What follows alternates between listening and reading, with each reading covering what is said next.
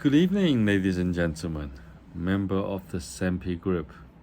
Do you remember what SEMPI stands for? Sea Eagle Marine Pilots. Anyway, today is the 26th of October, and this is the 12th episode of Everybody Loves Raymond 2, which also means that the end of my quarantine is really coming. It's so close I can smell it now. But I'm also reminded by this morning's Health Advice Bureau visits to the room, and they hand us a departure checklist, things that we need to do, the forms we need to fill, blah, blah, blah, so that they can track us to the next 7 days. We're supposed to be home quarantining. Anyway, so when I read through the notice, just like everything else in this hotel, they don't do things the normal way.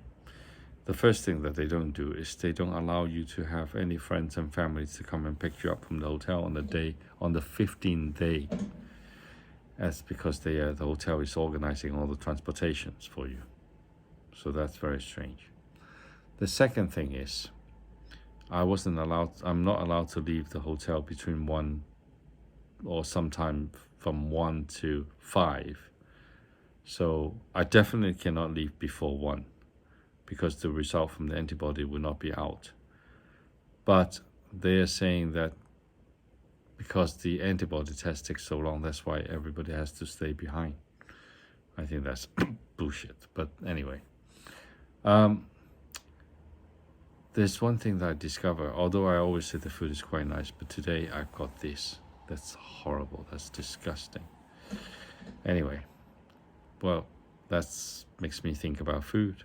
So I was thinking, the topic of today is cooking on the sailboat. And I'm not talking about this day sailing kind of cooking. I'm talking about an offshore weeks and months kind of sailing. What do you do about cooking?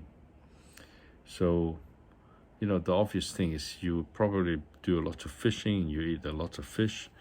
And for the water, you either fill it up in the pots before, with all the fresh water, or you have some sort of machinery that actually converts seawater into fresh water on your boat. I don't know, you might have it. Anyway, so today the topic is about food on the sailing boat, which I want to share with you. I've done a little bit of research, and I've learned a couple of tricks about, when you have to plan this long-term cooking.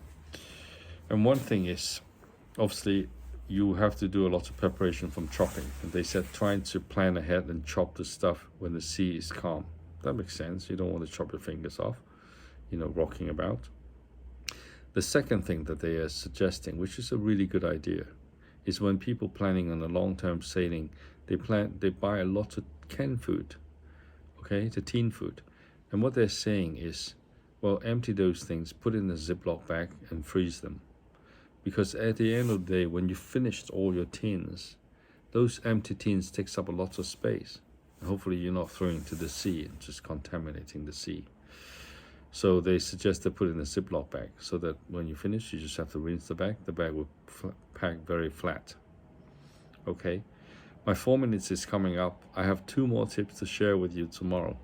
So watch out this space, okay, and subscribe to my channel. I'll talk to you tomorrow. Have a good evening.